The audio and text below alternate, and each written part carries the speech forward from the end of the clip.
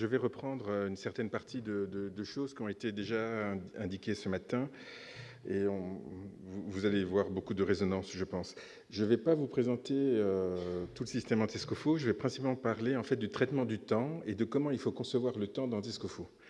Alors le temps, comme disait Saint-Augustin, tout le monde en parle. Le temps que je parle là, c'est un temps qui est vraiment qui est le temps qui intéresse les musiciens et les compositeurs, et pas du tout le temps physique. Donc, j'utilise peut-être le même mot, mais il faut voir que derrière, ça cache des réalités vraiment très différentes. Et on peut voir Antescofo comme une espèce d'expérimentation, d'étude de comment objectiver, comment rendre concret, à travers des programmes informatiques et des algorithmes, ces idées de temps musical. Alors, ça se passe, tout le système Antescofo là se place définitivement dans un contexte de musique mixte, où l'objectif est d'avoir un ordinateur qui joue avec un être humain. Pour jouer avec un être humain, il faut évidemment, et ce qui m'intéressait beaucoup ici, c'est jouer ensemble. Donc il y a une partie écoute, dont je ne vous parlerai pas. À travers l'écoute du flux sonore, du flux musical, il faut reconnaître les événements musicaux symboliques, ceux qui font sens dans ce qui a été écrit dans la partition, pour pouvoir y réagir et jouer la partie électronique. Et donc, si on en revient un petit peu à la présentation de Archiaconte, hein, c'est vrai qu'on parle beaucoup d'intelligence artificielle, et la musique mixte et le problème de réaliser des pièces de musique mixte, finalement, est un problème d'intelligence artificielle et apporter des réponses depuis longtemps. Est-ce qu'on peut développer des algorithmes, des programmes qui permettent à un ordinateur de jouer avec des musiciens? Et quand je dis jouer des musiciens, ce n'est pas de produire des sons. Hein, on a vu beaucoup de choses sur la production de sons ce matin ou même cet après-midi. Ce qui va m'intéresser ici, c'est comment jouer ensemble, de la musique ensemble avec les musiciens. Et donc les deux questions que je vais essayer d'aborder à travers cette idée de temps et de temps musical et de comment en rendre compte en informatique, c'est comment jouer ensemble et comment rendre compte de la performativité musicale. Alors, performativité, ça veut dire, pour moi, quelque chose comme ça. Vous avez là une partition qui va être jouée de manière MIDI, c'est-à-dire que je n'utilise...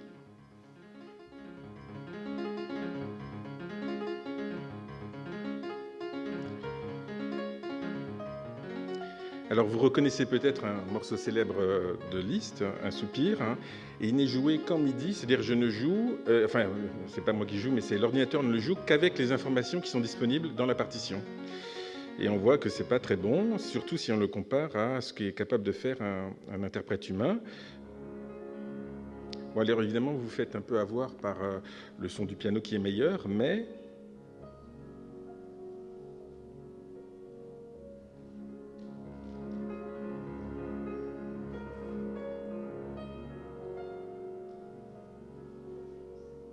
au-delà du son du piano qui est meilleur, il faut voir qu'il y a beaucoup d'informations qui sont apportées par ce jeu-là qui ne sont pas présentes dans la partition, qui sont toutes les nuances, tout ce qu'apporte justement l'interprétation, cet espace de liberté qu'offre le compositeur à l'interprète pour réaliser les idées musicales.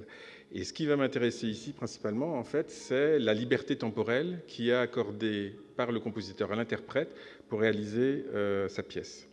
Alors, j'ai posé une question. Est-ce qu'un ordinateur peut jouer avec des musiciens humains? Alors oui. Alors, normalement, je devais faire cet exposé avec Julia Blondeau et José Echeveste.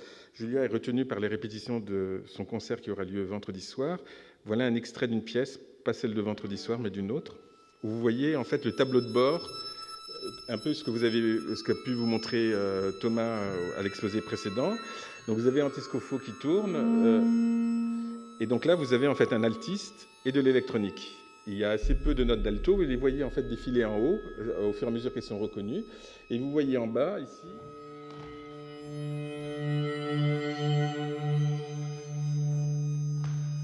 toutes les quantités de données que Antescofo doit envoyer très régulièrement au processus de synthèse pour réussir à assurer la synthèse des sons qui viennent se fusionner et compléter les sons de l'altiste. Donc oui, on arrive à jouer ensemble, et je vais essayer de vous expliquer en fait comment il faut comprendre le temps pour pouvoir jouer ensemble comme ça. Alors, le temps n'est pas la seule chose. Il faut par exemple pouvoir tolérer tout ce qui est erreur, non-reconnaissance et fausses notes.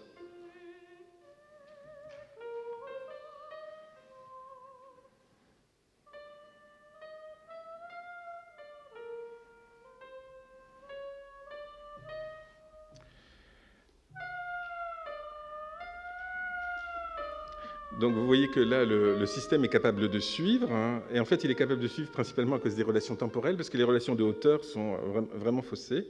Mais ces relations temporelles, vous voyez qu'elles sont quand même très élastiques, puisqu'on ralentit, on accélère. C'est fait exprès par la chanteuse. En fait, c'est extrait d'un dispositif qui a été fait pour des pièces de théâtre, où le personnage, l'acteur, est censé chanter dans sa salle de bain. Voilà. Donc, il faut savoir faire ça, et donc c'est un peu ce que disait aussi Archiaconte. On doit s'adapter, le système doit être robuste, il faut s'adapter aux erreurs et s'adapter aux variations de l'interprétation, et comme j'ai déjà dit, c'est les variations temporelles qui vont m'intéresser ici. Je vais essayer, je ne suis pas musicien, donc, mais je vais quand même me permettre d'avoir l'arrogance de vous parler un peu des notions temporelles dans une partition, et ensuite je parlerai de deux relations importantes, la simultanéité et la succession, et de voir est-ce qu'on peut considérer qu'une partition est un programme exécutable par une machine. Voilà. Alors, quelques notions temporelles dans une partition. La première, qui est une notion extrêmement importante pour les compositeurs et les interprètes, c'est la distinction qui est faite entre le hors-temps et le temps réel. Le hors-temps, c'est le temps qu'on écrit dans une partition, et c'est un temps qui est très géométrique ou spatialisé. Par exemple, vous avez là un exemple de partition de Mozart qui a un palindrome, donc vous pouvez la lire de haut en bas ou de bas en haut, et de gauche à droite et de droite à gauche. Ce qui montre bien en fait que dans cette partition-là, le temps qui est représenté, le temps qui est écrit, n'est pas du temps qui s'écoule. Alors, pendant le travail du compositeur, le temps que manipule le compositeur, c'est du temps noté, et puis il peut se déplacer dedans à sa guise, et il peut le représenter de manière très géométrique. Ça ne correspond pas au temps du concert, le temps qui file, le temps qui passe. C'est une distinction aussi qu'ont fait les philosophes. Par exemple, John McTaggart parlait des séries de type A et puis des séries de type B. Et les séries de type B, c'est ce temps un peu comme les points d'une droite. Et tous les points de la droite ont le même statut. Et donc, ça veut dire que les instants du futur et les instants du passé ou du présent ont exactement le même statut et la même valeur. Et c'est très bien visualisé, je trouve, par ce petit exemple-là. En fait, on va retourner le temps. Simplement, on a mis la partition sous la forme d'un ruban de Moebius. Donc, on réalise à la fois le fait qu'il va être circulaire, mais à la fois le fait aussi qu'on a une renversion, une rétrogradation des notes qu'on joue. Donc, on voit bien là le caractère géométrique du temps dans la partition.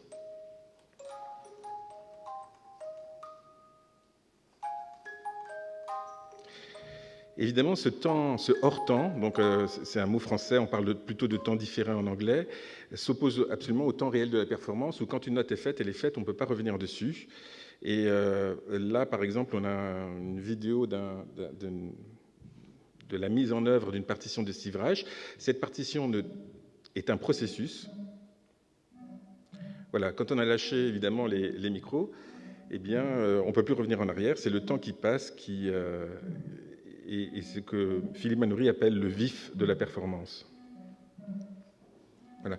Donc il est important de distinguer ces deux temps-là, et en fait dans Antescofo, on doit manipuler ces deux temps-là, puisque Antescofo est à la fois une notation pour noter des partitions, et à la fois quelque chose qui s'exécute lors du concert.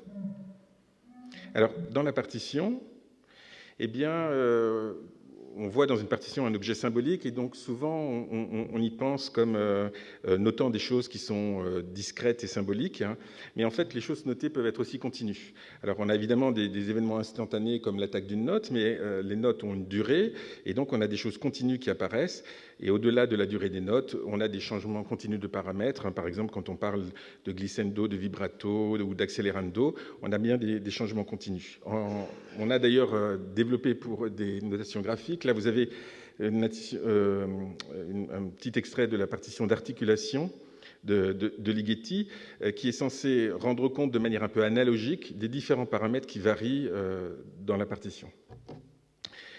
Une partition, et on parlait un peu d'endroits centralisés, je ne sais plus qui disait que tout était bien aligné dans une partition, mais il faut voir que une partition, on va la réaliser, et quand on la réalise, en fait, on peut la réaliser à plusieurs. Et donc, l'organisation du temps musical, elle n'est pas nécessairement liée à un seul chef d'orchestre ou à un seul instrumentiste, mais elle peut se faire à plusieurs. Là, en fait, c'est un petit morceau d'une partition de Stockhausen, Gruppen, dans lequel, en fait, Stockhausen a relié différentes notes sur différentes voix pour indiquer que la continuité musicale, en fait, était assurée par les événements qui étaient fournis par différents musiciens et non pas par la ligne mélodique d'un seul musicien. Voilà. Donc comment faire pour écrire cette simultanéité correspondant à l'harmonie et à la polyphonie, ou bien la succession qui correspondrait plutôt à la mélodie dans un langage de programmation? Alors, simultanéité et succession, en fait, c'est les deux relations que les philosophes ont utilisées pour analyser le temps, la troisième étant la permanence, le fait de durer pendant, et ces trois relations organisant les instants et les durées. Alors, traditionnellement, en fait, chaque notion s'oppose aux deux autres. Par exemple, ce qui est permanent, c'est ce qui n'est pas instantané et qui n'est ni avant ni après une chose. Et donc, ça prend place pendant cette chose, et donc, c'est la permanence. En fait, cette analyse, c'est de deux entités temporelles, les instants, les durées, qui est organisée par trois relations de succession, nous permettent aussi d'analyser les langages de programmation. Alors, les langages séquentiels, qui sont les plus répandus, je pense, en fait, ne parlent que de succession. Et il a fallu attendre, on dit je fais une chose, puis après je fais l'autre, et après je fais encore telle autre, de manière conditionnelle ou pas. Alors évidemment, la relation de succession peut être gardée par plein de conditions, peut être complexe à exprimer, mais on n'exprime que des successions de calculs. En fait, il faut attendre l'apparition des langages synchrones qui ont été développés ici par Gérard Berry et exposés dans ces séminaires pour parler à la fois de succession et de simultanéité. Et donc ça permet d'expliquer que deux choses peuvent se passer en même temps. On parle beaucoup de langages parallèles, par exemple pour faire des grandes simulations. Et il faut savoir que en fait, la plupart des langages parallèles n'expriment pas du parallélisme vrai. Ils disent que des choses ne se passent pas peuvent ne pas se passer simultanément. C'est-à-dire une chose A peut se faire avant B ou B peut se faire avant A. Ça n'implique pas que A et B se fassent de manière simultanée. Un des problèmes qu'avait à régler Antescofo, c'est en fait de parler de durée aussi. Et en fait, il y a peu de langages qui parlent de durée. Il y a beaucoup de formalismes qui permettent de raisonner sur les langages, parce que la durée, c'est important, c'est ce qu'on appelle les systèmes temporisés. Mais c'est mal rendu par des entités de premier ordre, par des structures de contrôle natives dans les langages. Et c'est une des avancées d'Antescofo de pouvoir parler de la durée directement. Alors souvent, on se dit, mais est-ce que j'ai vraiment besoin de durée? Pourquoi est-ce que je ne parlerai pas qu'à d'instants? Par exemple, un intervalle de temps, ça a bien un instant de début et un instant de fin. Et quand on fait ça, on oublie le côté continu du temps. Je peux aller 2 fois plus vite, finir en même temps, accélérer, etc. Et ça demande vraiment de parler des instants et des durées sur le même pied. Et on peut se rendre compte de cette chose-là avec un problème auquel fait face les logiques temporelles, par exemple, enfin certaines logiques temporelles.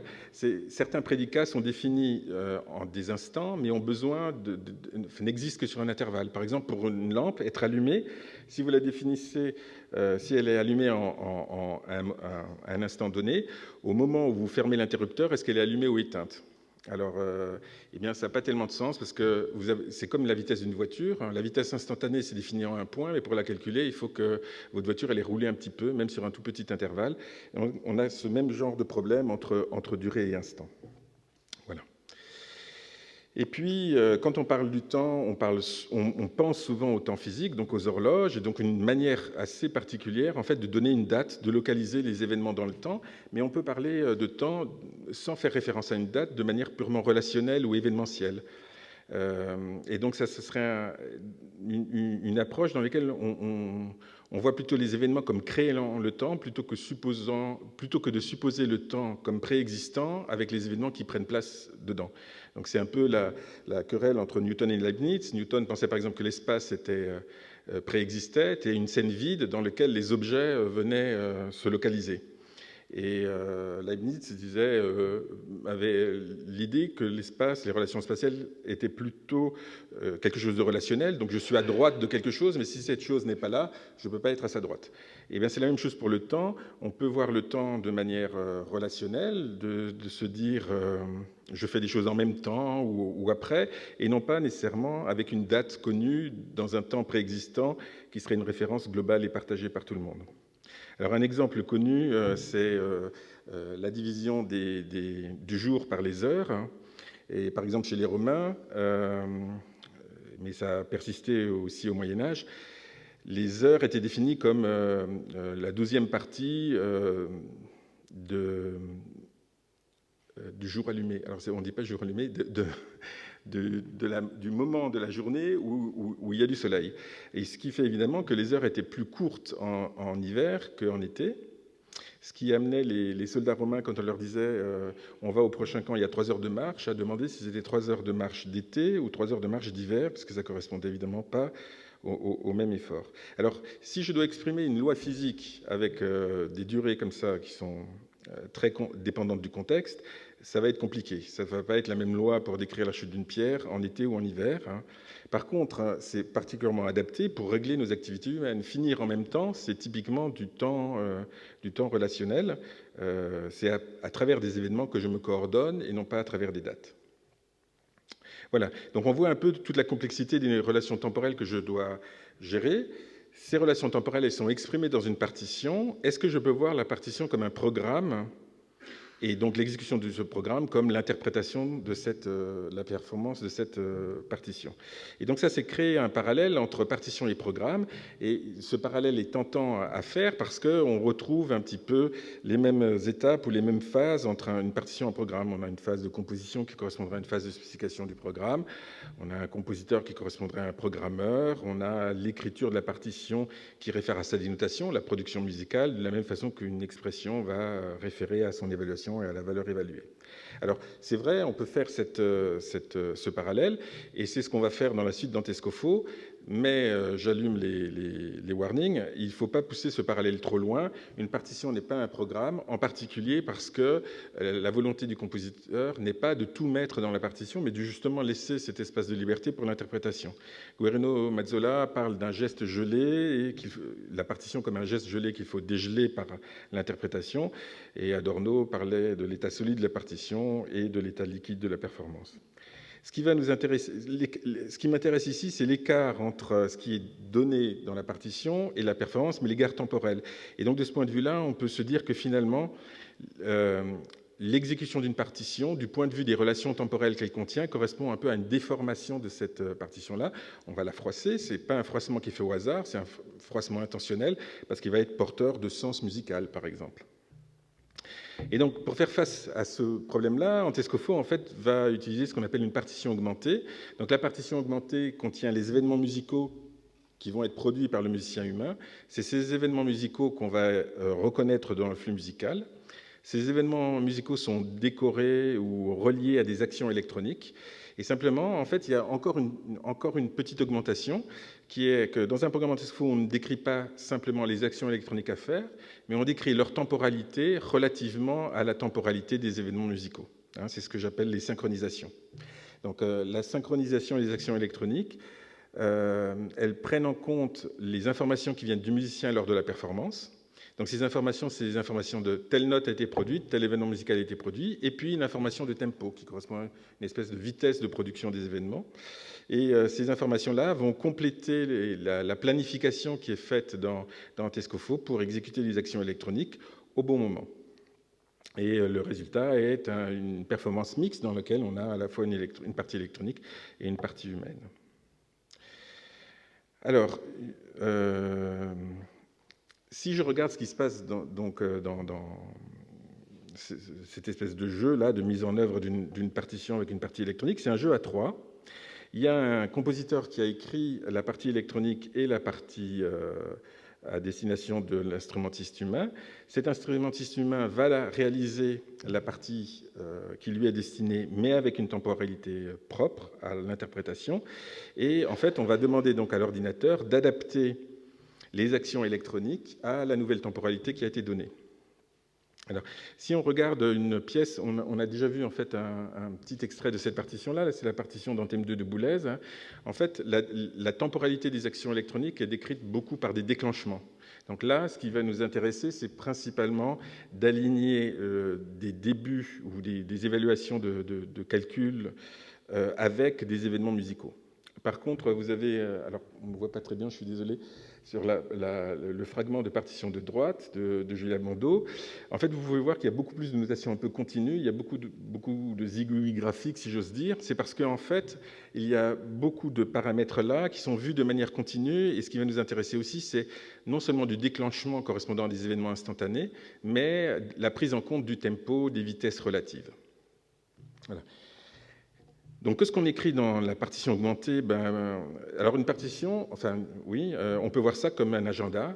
Alors, je vais utiliser le mot anglais de timeline parce que c'est plus facile. Et par exemple, si je fais une boucle de période 2, je peux comme ça compresser un agenda qui dit tous les 2 jours je dois faire en une instruction qui me dit tous les 2 jours fais A.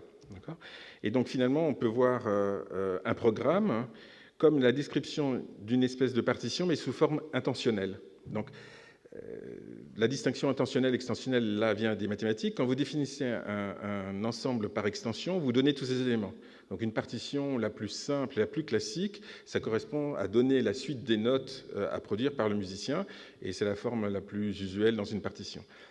Mais cette partition-là peut être décrite aussi par un processus de calcul qui vous dit quoi faire à certains moments-là. Et c'est ce à quoi va ressembler une partition électronique. C'est une partition intentionnelle qui, quand on la calcule, nous dit comment remplir ma timeline, mon agenda.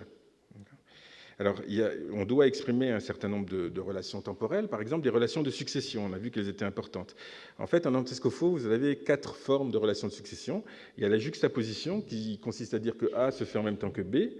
Vous pouvez commencer B, mais après un délai après le début de A. Donc, c'est la forme A5B que vous voyez là. Et puis, vous pouvez dire aussi, oui, mais en fait, je veux faire B une fois que A est fini. Mais A peut être, c'est ce qu'on a essayé de représenter ici, une action complexe qui correspond à des sous-actions. Et donc, la question qui se pose, c'est est-ce que vous voulez démarrer B une fois que l'action de surface A est terminée, ou bien A et puis toutes les sous-actions qui ont été lancées par A. Donc en fait, on a 2 formes comme ça. Et puis vous pouvez regarder ça comme une espèce de règle de pavage. Ça vous dit comment vous assemblez des pavés d'actions pour remplir votre timeline. Et du coup, il y a alors, une des originalités d'Antescofo, en fait, c'est que par défaut, tout est en parallèle. Alors ça peut sembler étrange, mais je vais donner un exemple. En Choc, qui est un langage qui est beaucoup utilisé pour faire du live coding, c'est-à-dire pour générer des sons en temps réel pendant une improvisation. Et donc en Choc, vous pouvez dire, je fais quelque chose, j'attends 5,8 millisecondes et après je fais autre chose. En Antescofo, on va dire à peu près la même chose, même si la syntaxe est différente.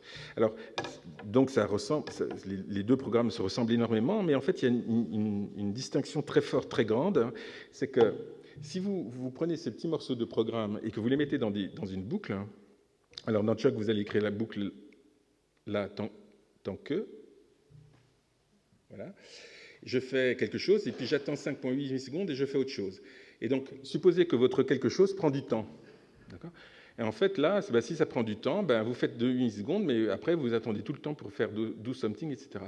Par contre, dans Antescofo, si vous dites « je dois faire quelque chose tous les 5-8 millisecondes », comme les choses se font en parallèle, eh bien, en fait, les corps de la boucle ici peuvent se tuiler, il n'y a aucun souci. Donc, en fait, Antescofo prend le contre-pied de la plupart des langages informatiques. Dans la plupart des langages informatiques, les actions se font en succession. En Antescofo, par défaut, les actions se font en parallèle. Et il faut explicitement dire si vous voulez une succession. Alors, on ne le fait pas par plaisir de prendre le contre-pied des autres, c'est simplement parce que, en fait, la polyphonie, le fait de faire des choses en parallèle est quelque chose de naturel en musique, hein, c'est tout l'aspect vertical. Alors, exécuter quelque chose, c'est finalement progresser sur la timeline que vous êtes en train de construire. Et donc, progresser sur timeline, vous avez une vitesse de progression. Et si vous avez une vitesse de progression variable, ça correspond à déformer les relations temporelles qui sont inscrites dans cette timeline pour obtenir la performance que vous réalisez. Alors, en fait, en Antescofo, vous pouvez indiquer, par exemple, votre vitesse de progression avec une notion de tempo, mais cette notion de tempo est une notion de tempo riche. Il peut y avoir plusieurs couches de tempo. Par exemple, ici, j'ai fait un petit processus trace, et quand je lance trace dans le contexte ambiant, eh bien, je vais exécuter une boucle qui va, tous les 0,1, faire s'incrémenter de 1. Et donc voilà en fait la trace de cette boucle-là. Quand je suis dans le temps ambiant, c'est le temps, j'ai envie de dire, plat. Je vais à 60 pulsations par minute, et donc je vais tracer une droite. Mais en fait, rien m'empêche de reprendre exactement le même processus qui est là. Donc il est défini indépendamment de tout contexte temporel. Et puis je peux le plonger ici dans un contexte temporel, que j'ai introduit ici par un groupe, et je dis simplement que le tempo de ce groupe-là est piloté par une courbe, et puis c'est une courbe de tempo, et puis ça fait une espèce d'accent circonflexe là. Donc au début j'accélère, et puis après je ralentis. Et donc je vais avoir une déformation de ma trace, et ma déformation de ma trace, c'est puisque ici je vais avoir une accélération linéaire et une décélération linéaire, ça va être deux petits bouts de parabole que j'obtiens.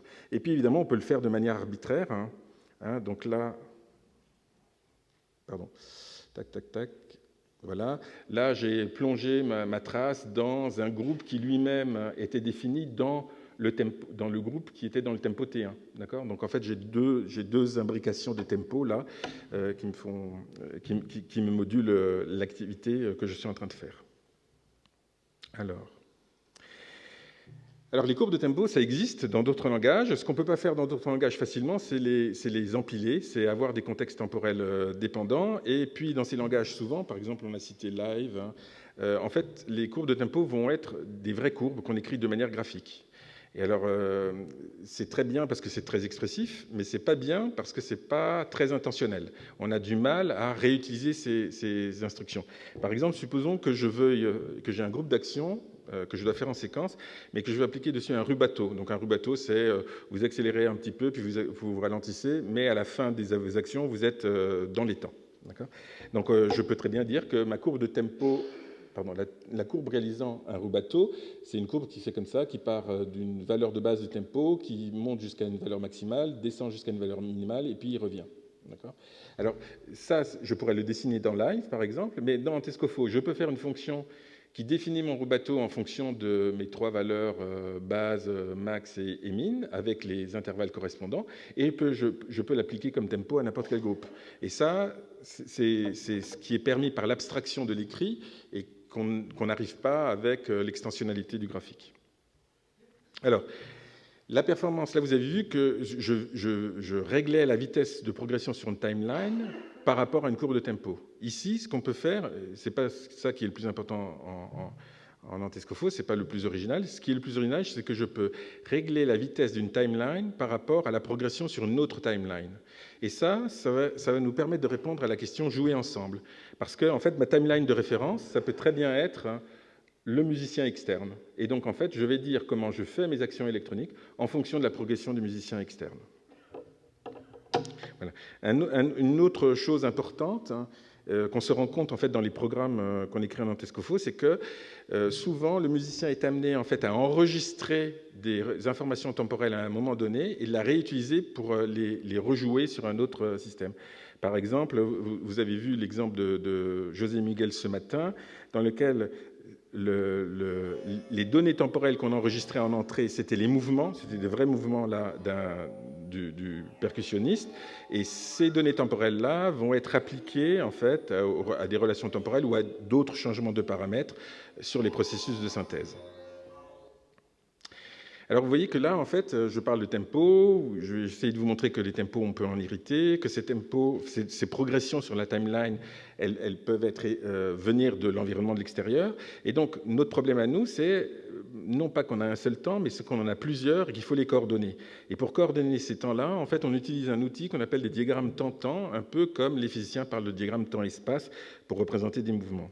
Alors, le diagramme temps-temps, il veut dire juste comment je progresse sur une timeline en fonction d'une autre timeline. Alors ici, j'ai une timeline qui est la timeline classique, c'est en fait le temps en secondes. Et puis ici, j'ai par exemple la timeline qui correspond à comment le temps progresse dans une partition. Donc je suis là, ici, au niveau du compositeur, dans le hors-temps de la partition. Tout se passe très bien. Alors je vais représenter chaque événement musical, donc un silence ou bien un accord, par un petit vecteur. Le positionnement du vecteur me dit à quel instant ça se passe dans le temps et à quel événement ça correspond dans la partition. Chaque événement ici est repéré par sa position en pulsation dans la partition.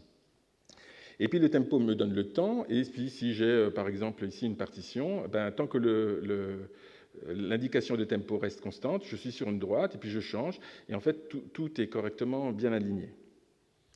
Évidemment, quand je mets ça en œuvre, enfin quand un instrumentiste met ça en œuvre, là, eh bien, il va changer un petit peu ce qui se passe, et mon diagramme tentant devient plus compliqué.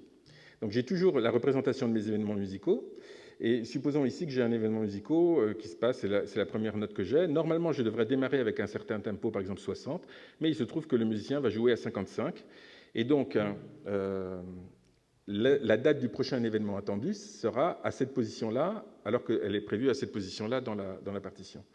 Mais même si le musicien joue à un tempo de 65, il peut décider de jouer un peu en avance une note ou un peu en retard. Et donc, on se rend compte qu'en fait, j'ai des discontinuités ici qui correspondent simplement aux déformations entre les indications de la partition et leur réalisation par le musicien. Et ces deux diagrammes tentants, donc celui du musicien et puis celui idéal de la partition, en fait, doivent me permettre de calculer le diagramme tentant de l'ordinateur qui me donne finalement la temporalité, la datation de chacune des actions électroniques que j'ai à faire. Et j'ai deux informations qui arrivent pour réaliser ce schéma à partir de ces deux schémas-là. J'ai deux informations qui peuvent être contradictoires. Une information de tempo et une information de position. Et contrairement à la physique, où quand vous intégrez des positions, quand vous intégrez des vitesses, vous avez des positions et ça coïncide.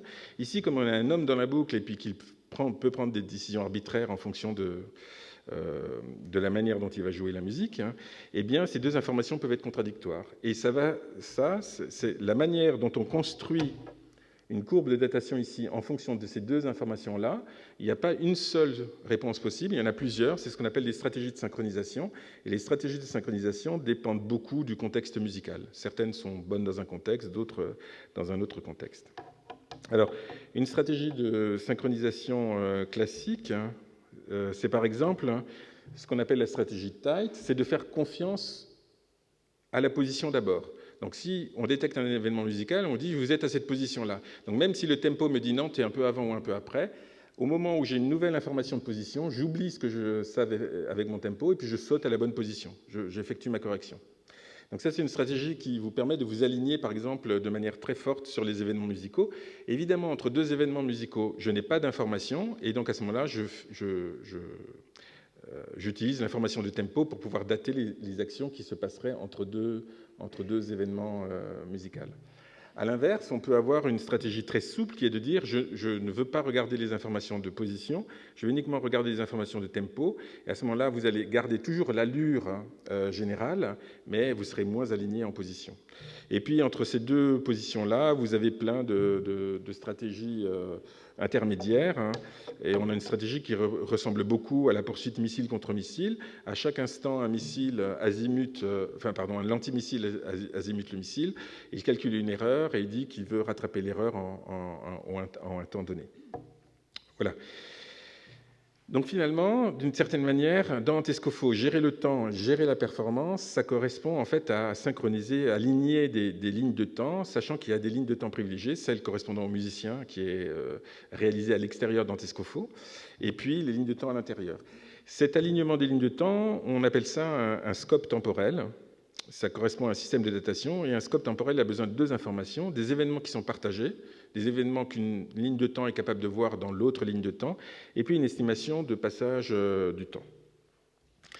Alors, l'estimation du passage du temps, le tempo, c'est fait par un mécanisme qui s'appelle la sympathie des horloges, et qui est illustré ici avec des métronomes.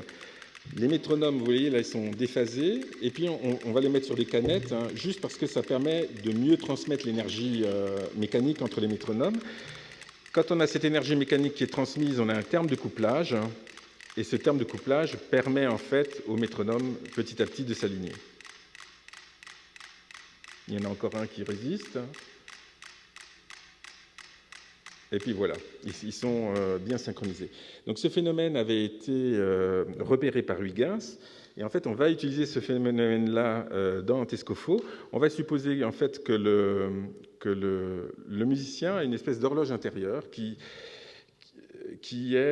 mesure l'écoulement de sa durée subjective pour lui et qui règle en fait sa réalisation des événements musicaux à jouer.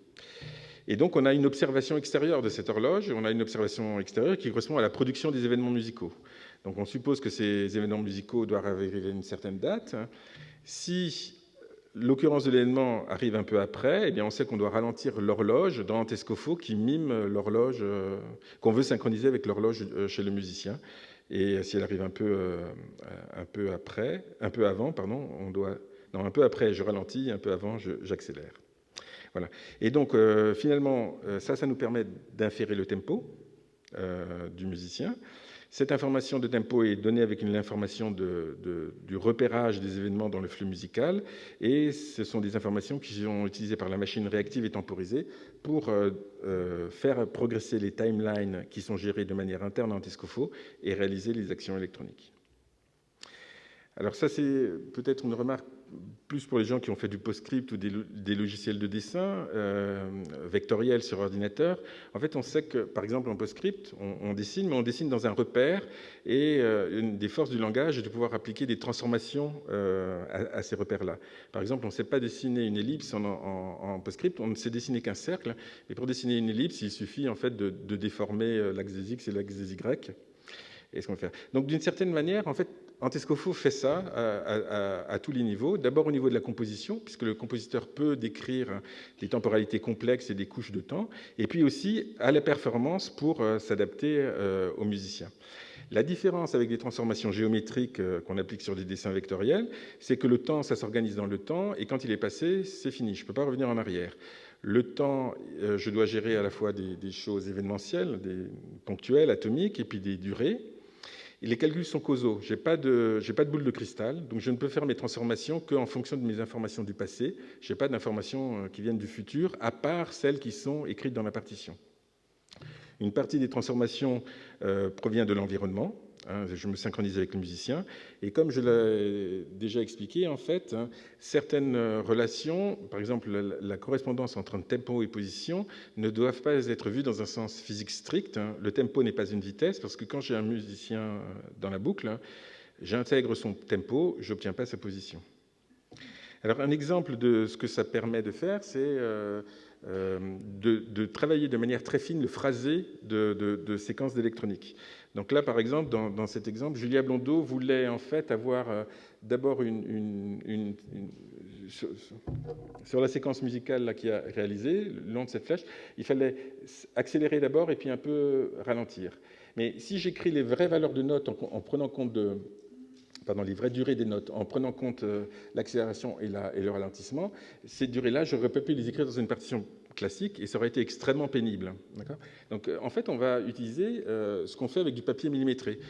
Par exemple, dans un papier millimétré avec une échelle logarithmique, vous savez que c'est facile de dessiner une exponentielle, c'est une droite, parce qu'on a déformé le repère de façon à ce que le processus à dessiner dans le repère soit plus simple. C'est ce qu'on fait ici aussi. Ici, on n'a mis que des valeurs de notes, enfin que des durées qui sont équivalentes. Simplement, cette action-là, en fait, elle va être conditionnée par ce tempo-là, qui lui va déformer, donc créer un peu ce papier millimétré-là pour avoir la bonne temporalité des actions. Je vais passer sur causalité et succession. Je vais vous donner quelques exemples de ce qu'on peut faire dans Antescofo. Donc un exemple de Christopher Trapani qu'on a déjà cité ce matin. Christopher voulait faire des canons rythmiques à la non-caro. Donc l'idée du canon, c'est vous faites re-rentrer une voix un peu plus tard, un playback. Mais ce qu'a proposé non-caro, d'où le terme rythmique, c'est de déformer la temporalité de la voix que vous rentrez, par exemple de l'accélérer. Alors, faire ça en temps réel avec des musiciens, c'est trop difficile, c'est pas humain, si j'ose dire. Donc, non-caro faisait ça avec un piano mécanique. Et donc, par exemple, refaire rentrer une voix sur le piano mécanique, c'est reprendre la même bande de papier perforé, simplement faire les perforations de manière proportionnelle, plus tassée, et de le faire rentrer à la bonne position. D'accord ? Donc là, ce que voulait faire Christopher Trapani ici, je vais juste l'éteindre le temps d'expliquer, c'est je débute l'enregistrement en même temps qu'en train de jouer, donc ça va être Jérôme Comte, qui est le clarinettiste de l'ensemble intercontemporain, il va commencer à jouer, Antescofo va enregistrer ce qui est joué, et à un moment donné, l'indication dans la partition est la suivante, il faut démarrer l'enregistrement de telle manière que l'enregistrement va 2 fois plus vite pour que l'enregistrement et le musicien soient au même point de la partition à cet endroit-là. D'accord ? Donc si vous imaginez ça en termes de tête de lecture, vous avez le musicien qui avance dans la partition, au bout l'enregistrement avance aussi, il doit démarrer à une certaine date, de telle manière qu'en allant 2 fois plus vite, il se retrouve au même endroit sur une position donnée. Donc, en fait, l'endroit où on démarre, la vitesse doit évidemment s'adapter aux variations de vitesse du jeu du musicien en temps réel. Et c'est ce qu'on va faire ici avec Jérôme. Vous avez la rentrée de la voix.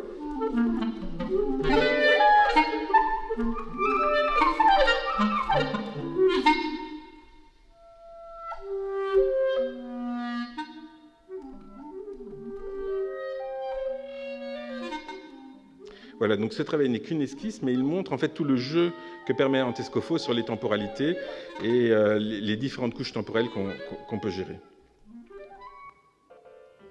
Alors voilà un autre exemple. Alors ça, c'est une forme ouverte. Alors on ne voit pas très bien, mais est projeté sur l'écran un certain nombre de boîtes. Chaque boîte correspond à une séquence musicale très simple. Et en fait, on voit des arcs ici. Les arcs relient en fait la suite, les boîtes que le musicien peut choisir en temps réel pour poursuivre. Donc ce que fait Antescofo, c'est qu'il entend les premières notes de chaque boîte est distincte. Il entend la première note ou les premières notes de la boîte qui a été choisie par le musicien. Il connaît cette information-là, du coup, il calcule le prochain graphe des futurs possibles, des futurs permis.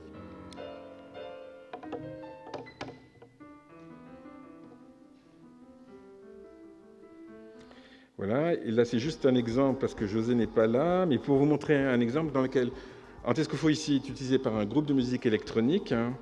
L'idée là n'est pas de faire du suivi, mais d'utiliser Antescofo comme une espèce de mémoire partagée entre les musiciens. Donc le vibraphoniste, un vibraphone MIDI, peut enregistrer des mélodies.